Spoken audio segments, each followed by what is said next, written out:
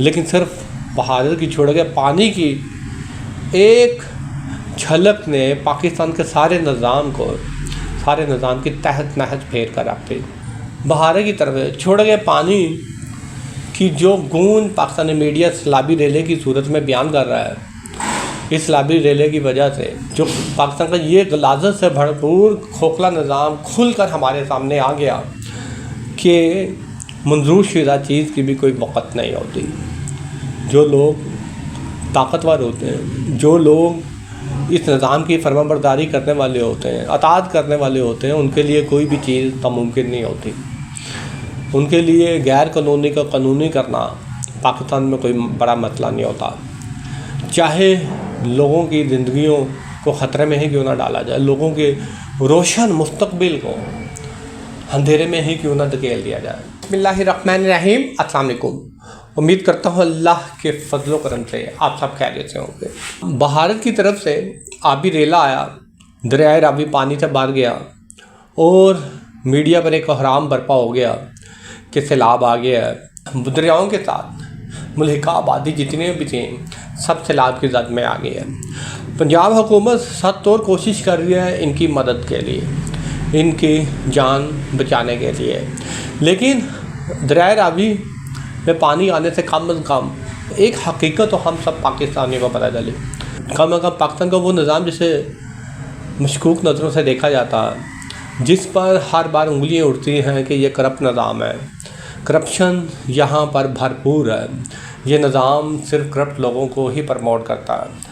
اگر کسی نے ترقی کرنی ہو تو وہ اس نظام کے ساتھ چلے، اس نظام کی فرما برداری کرے، اس کی ہاں میں ہاں ملائے، اس نظام کے خلاف کبھی نہ جائے۔ تو پھر آپ دیکھیے گا اس رمز کو جو شخص سمجھ لیتا ہے تو وہ پھر اربوں پتی بن جاتا ہے۔ نظام کی فرما برداری ہی تھی جس کی وجہ سے دریائے راوی کی زمین پر بہت سی ہاؤسنگ سوسائٹی کا کیا گیا، یعنی کرپشن بھی اس حد تک کہ یہ خیال نہیں رکھا گیا کہ آنے والے وقتوں میں لوگوں کی زندگیوں کے ساتھ کیا نہیں ہوگا، لوگوں کو کن تکلیف سے گزرنا پڑے گا، لوگ بے گھر ہو جائیں گے، ساری زندگی کی محنت سے کمائی کی جمع پونجی جو ہے وہ اس سیلابی ریلے میں بہہ جائے گی۔ کرپشن بہت سے اصول و ضوابط کو توڑتی ہے۔ جب کوئی شخص کرپشن کرتا ہے تو میرے نزدیک نہ جانے وہ کتنے لوگوں کا گلا گھونٹ دیتا ہے، نہ جانے کتنے لوگوں کا وہ حق کھاتا ہے۔ دوسروں کا حق کھانے والے کیسے ہمدرد ہو سکتے ہیں؟ آپ دیکھ لیں کہ دریائے راوی کے زمین پر جتنے بھی ہاؤسنگ سوسائٹی بنائی گئی تھی ان کے بلاکس دیکھیں، بلاکس میں قیمتی گھر دیکھیں، ایسے عالی شان لوگوں نے گھر بنائے ہوئے ہیں، اور ان لوگوں کی کم از کم معصومیت دیکھیں کہ انہوں نے بلائنڈلی آنکھیں بند کر کے پاکستان کے اس نظام پر یقین رکھتے ہوئے، پختہ یقین رکھتے ہوئے کہ ہم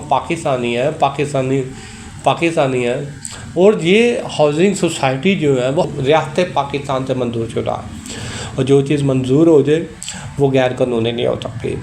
تو لہٰذا لوگوں نے دھڑا دھڑ پلاٹ لیے، گھر تعمیر کیے، رہائشیں اختیار کی، لیکن صرف بہادر کی چھوڑ کے پانی کی ایک جھلک نے پاکستان کے سارے نظام کی تحت نحت پھیر کر رکھ دی۔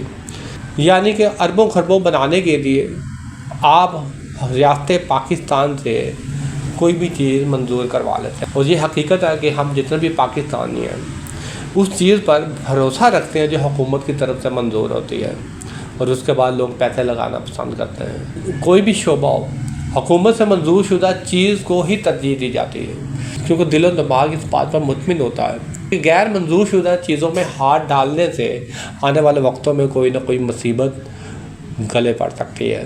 کے ساتھ ملحقہ ہاؤسنگ سوسائٹی یا اس کی زمین پر بنائی جانے والی ہاؤسنگ سوسائٹی میں گھر لینے والے لوگوں کے ساتھ ہوا۔ بہت کم از کم دل خراش مناظر جو ہیں وہ دیکھنے کو ملتے ہیں کہ اگر ہم نے وہاں پر کوئی زمین لی ہوتی، گھر بنائے ہوتے، ہم رہ رہے ہوتے، اور اچانک یہ خبر سننے کو ملتی کہ آبی ریلا آ رہا ہے، سیلاب آ رہا ہے، تو آپ دیکھیں کہ ان لوگوں پر کیا نہیں بیتی ہوگی۔ حکومت جتنا سیلاب کی زد میں آنے والے لوگوں کی مدد کرتی ہے وہ آپ سب کو ہی پتہ ہے. بس کھانے پینے کی 2-3 اشیاء مہیا کی، باقی تو ساری چیز کرپشن کی نظر ہو جاتی ہے.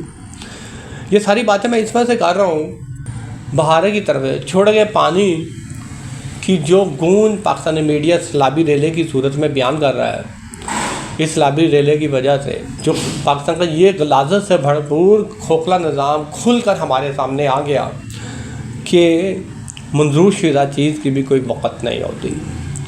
جو لوگ طاقتور ہوتے ہیں، جو لوگ اس نظام کی فرمانبرداری کرنے والے ہوتے ہیں، اطاعت کرنے والے ہوتے ہیں، ان کے لیے کوئی بھی چیز ناممکن نہیں ہوتی.